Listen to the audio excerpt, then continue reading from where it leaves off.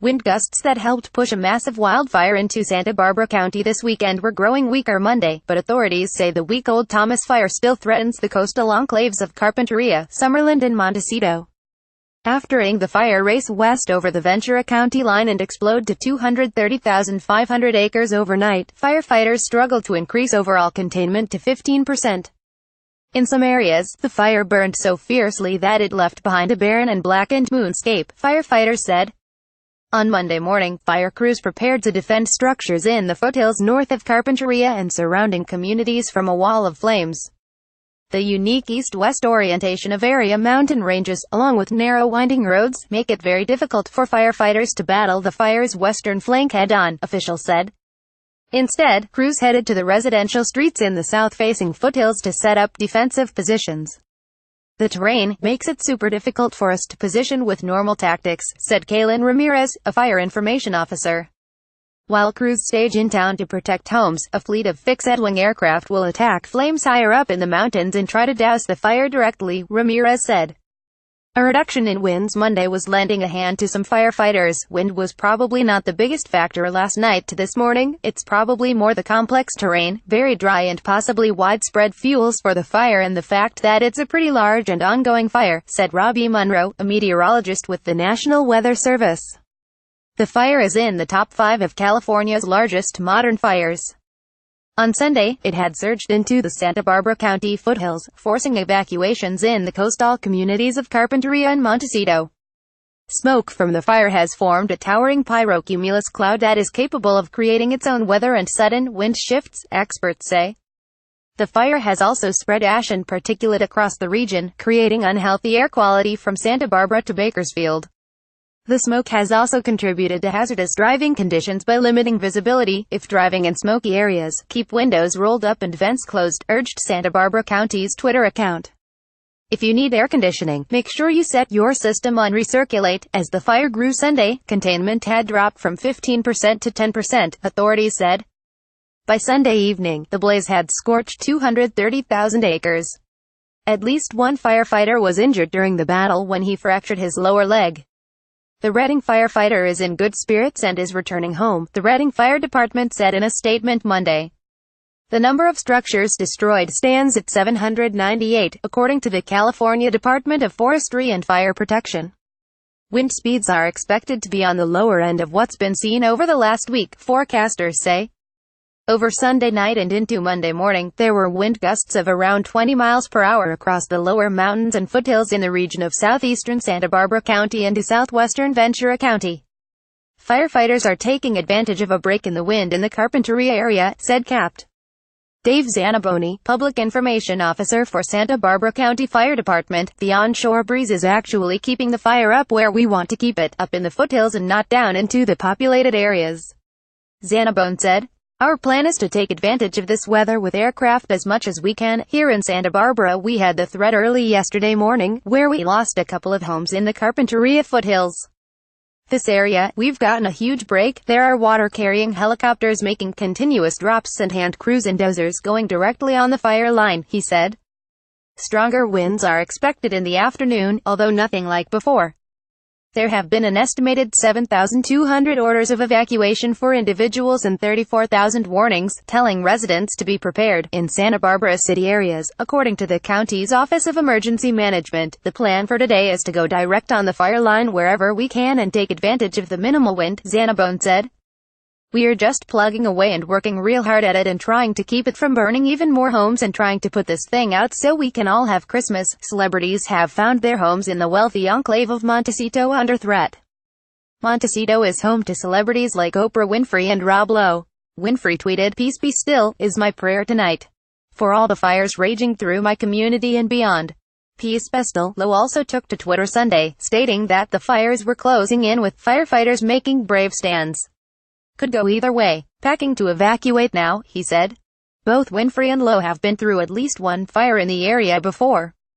In 2008, Lowe described embers raining down. It was absolutely Armageddon, he said at the time. Ellen DeGeneres, who also took to Twitter on Sunday, said her house was under threat of being burned and that their pets had to be evacuated. Everyone in the Montecito area is checking up on each other and helping to get people and animals to safety, DeGeneres tweeted. I'm proud to be a part of this community. I'm sending lots of love and gratitude to the fire department and sheriffs. Thank you all. Thomas Fire, Montecito looked almost like a ghost town Monday, with only a scattering of residents remaining. TKE sky was a gray haze and the acrid air stung the throat. Fire Fresno Kings Battalion Chief Roger Rains and his platoon of more than a dozen trucks and water tenders were on hand. However, it was their job to assess how vulnerable the homes north of the highway between San Isidro Road and Park Lane were to the incoming fire. Firefighters in Montecito were going door to door to see who did, or did not, evacuate, which homes had water sources which had good clearance between their property and the forest, and if the homes appeared to be defendable should the Thomas Fire bear down on the community. The Thomas Fire isn't the worst Rains has seen. He was up in Napa County just 2 months ago for the wine country fires, but it was unusual. It's December, he said. This doesn't happen in December. Meteorologist Monroe said the strongest winds are expected more toward the Ventura-Los Angeles County line. Even that is not expected to be particularly strong, but since it's so dry out there it doesn't take much in the way of winds to create those critical fire weather conditions, he said. We'll see wind gusts in that area between 20 and 35 miles per hour. Maybe a few mountain sites might see up to about 40, but that's the most we're expecting right now. The winds near the Thomas Fire might be a little bit stronger from the north later on Monday night into early Tuesday morning, Monroe said, possibly 5 miles per hour stronger. Right now it doesn't look too terribly strong, but really any increase in wind is something to out for given this fire's history. The last time some of the slopes and canyons burned in the mountains east of Santa Barbara was in the 1970s, when 4 firefighters operating bulldozers died in a rollover accident. Cal Fire officials said Monday that in such difficult terrain, they essentially have no way to get boots and hoses on the ground to attack the western front of the Thomas Fire directly. Some of the newly burned areas have been turned into a moonscape, Ramirez said. These are typically areas that have not seen flames for decades, and they are now vulnerable to mudslides if heavy winter rains arrive, officials said. Moonscaping is when brush burns completely away, so that the landscape looks like the surface of the moon, said Ian McDonald, a public information officer for the Thomas Fire. That isn't in all areas, but in some areas that's what's happening, which is an indication of what we call extreme fire behavior, McDonald said. Since it erupted near Thomas Aquinas College north of Santa Paula on December 4, the Thomas Fire has forced 88,000 people to flee their homes. Official estimates have put the cost of combating the blaze at $25 million. In Los Angeles County, firefighters made progress on blazes in Silmar, Santa Clarita and Bel Air. The Creek Fire was 95% contained, and the Rye Fire was 93% contained as of Sunday evening. The Skier Ball Fire was 85% contained. In northern San Diego County, the Lilac Fire, which was 80% contained, had burned 4,100 acres and destroyed more than 100 structures along the Highway 76 corridor that stretches west from the 15 freeway through Bonesall and Fallbrook. Back in Santa Barbara County on Monday, ash and silence blanketed the beach community of Summerland. The quaint eateries, coffee shops and wine shops along Lily Drive were closed or empty as ash fell. Residents walked their dogs and checked the daily fire map posted on a board outside the local fire station. Along State Route 192, Laurent Pellerin wore a surgical mask as he packed his red Audi station wagon with winter clothes and snow chains.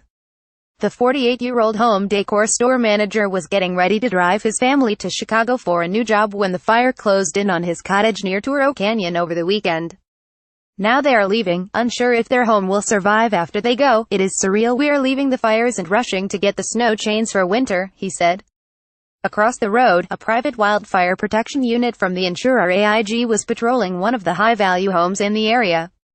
Caption. For more California news, follow at Brittany_Mayel. Saw firefighters ready to protect homes in Montecito should the Thomas Fire bear down. Ash and silence blanket beach community of Summerland. Redding firefighter who suffered broken leg while battling Thomas Fire is in good spirits. Updates 2:30 p.m. This article was updated with details from Montecito. 1:35 p.m. This article was updated with the scene in Summerland and comments from Laurent Pellerin. 12:35 p.m. This article was updated with details on celebrity homes threatened by the fire. 10:55 a.m. This article was updated with details on a firefighter injury. 10:10 a.m. This article was updated with comments from Fire Information Officer Kaylin Ramirez. 9:25 a.m.